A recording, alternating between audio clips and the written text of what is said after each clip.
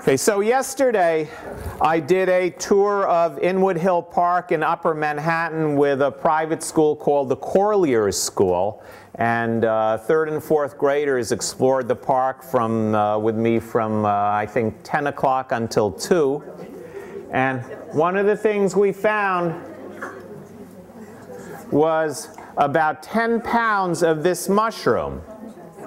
Okay, this is called a chicken mushroom, also called a sulfur shelf, Latiporius sulphureus.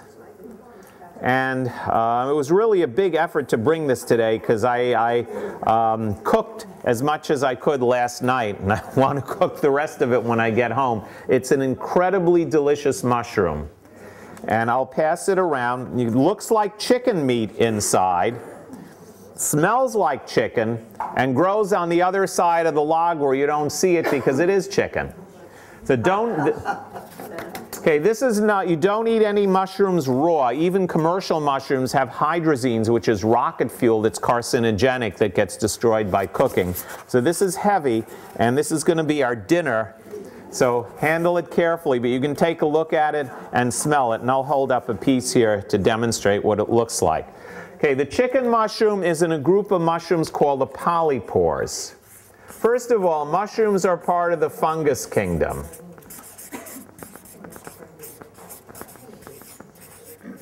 Did you say all mushrooms have to be? Yeah. Well, the poisonous ones, the deadly ones you can eat raw, won't make any difference. Oh, the ones you buy in the store, a lot of times they're served raw in the salad. Yeah, and then they sell cigarettes in the store too.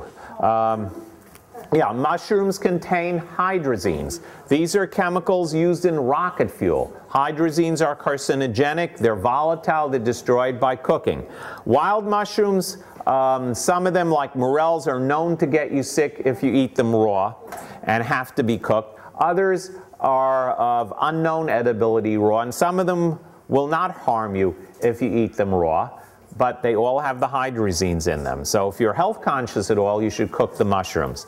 Now, as I said, mushrooms are part of the fungus kingdom, separate from animals and plants. Like animals, they have to get their own food, but they grow through their food supply, and they are really good at digesting things, even like wood, that very few living things on the earth can digest. They have the enzymes to digest all different kinds of food.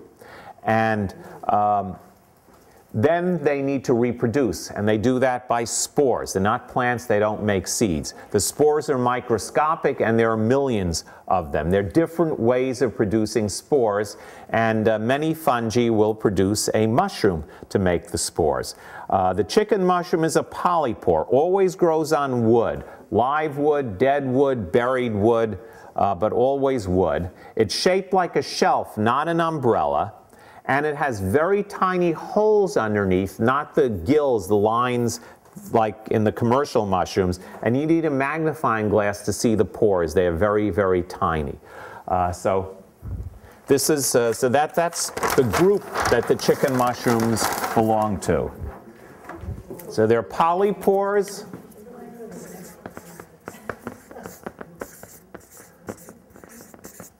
So they have pores.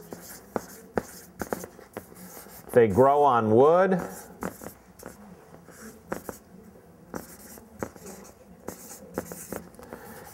And they look like shelves, not umbrellas. In this group of mushrooms, there are some very delicious edibles. There are some very bad tasting ones. There are some that are as hard as wood. Those you can cook, and then they taste like cooked wood. And there are no poisonous members of this group. And I'm not saying you can eat any mushroom that grows on wood. It has to be a polypore with 3 features. Pores grow on wood and shells. And then some of them are good to eat and some of them are not. The chicken mushroom is bright orange on top. Underneath it can be either yellow or white. There are different, 2 or 3 different species.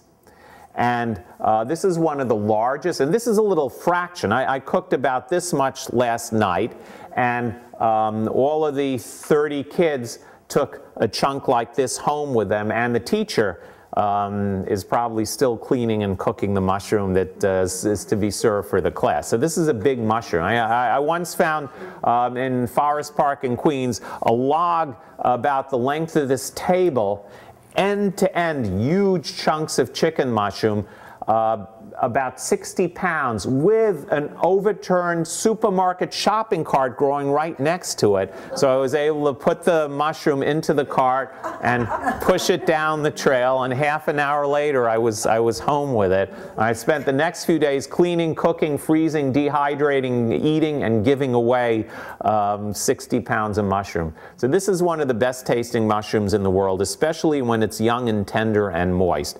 You wash off any pieces of dirt. You might need a paring knife or a sturdy brush.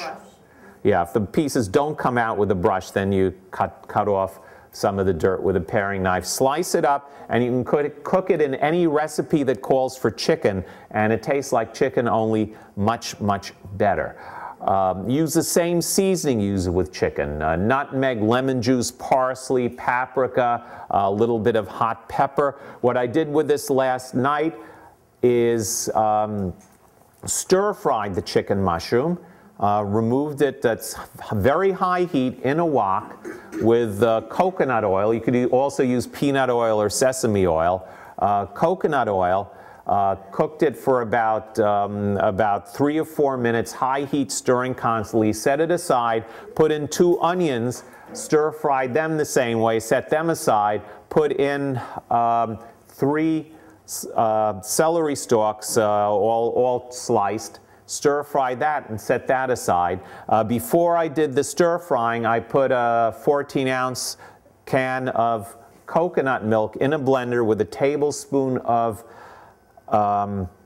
arrowroot, which is a thickener, a tablespoon of a blend from the health store called Thai seasonings, which typical spices use in Thai cooking, and a couple of teaspoons of seasoned salt. I use one from the health food store called Vegicel. So I blended that in the blender. Then I put all the stir-fried vegetables back into the wok, poured the sauce over it, brought it to a boil, turned the heat on low, covered it, and let it simmer for about another 10 minutes, and served it over the clear glass noodles that you get in the Asian stores.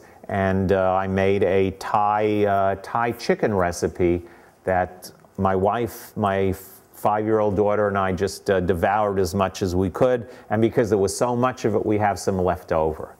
And the rest of the chicken mushroom, I'm just going to simply put in a pan, cook some garlic uncut in a frying pan in some olive oil until the garlic is lightly brown. Remove the garlic clove, and then put the slices of mushroom on there on high heat. Leave them until lightly brown. Flip them, let them get lightly brown again. It's just going to, and add some salt and lemon juice, and it's just going to be plain panned chicken mushrooms. And that should be really good also. So you can make any chicken recipe. The mushrooms are not as filling as chicken. So if you want a main course dish rather than a side dish, you serve them with, anyone who didn't see this yet? You guys. Okay, so you serve the mushrooms with noodles or brown rice, or on bread or toast, something that has protein in it to make it a filling main course dish. And it is an incredibly wonderful